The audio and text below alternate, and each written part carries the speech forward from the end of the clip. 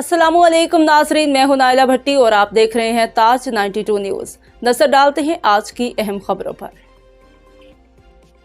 खबर शामिल करते हैं कश्मीर से। अली बख्श मेरानी की रिपोर्ट के मुताबिक कश्मीर रमज़ानुल मुबारक में असिस्टेंट कमिश्नर कश्मीर रज़ा अली सोमरो की हिदायत पर गरीब आवाम को रिलीफ देने के लिए किराना एसोसिएशन की ताउन से कश्मीर मोबाइल मार्केट के करीब रमज़ान सस्ता बाजार सजा दिया गया।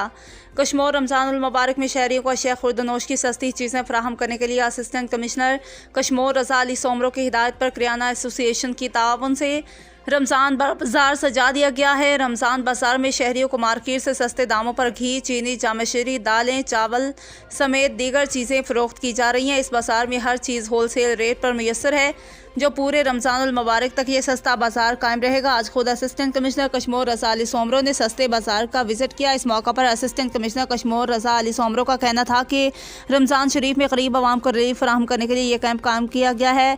ये हर मजदूर, गरीब और मतवसत तबका यहाँ से सस्ते दामों पर चीज़ें खरीद सकते हैं। मेरी कोशिश होगी कि इस बाजार को पूरे माह रमज़ान तक कायम रखा जाए, जिसके लिए किराना एसोसिएशन वाले भी मुकम्मल तौर पर ताउन कर रहे हैं। यकीनन हमारा ये कदम कश्मीर के शहरियों के लिए अच्छा साबित होगा।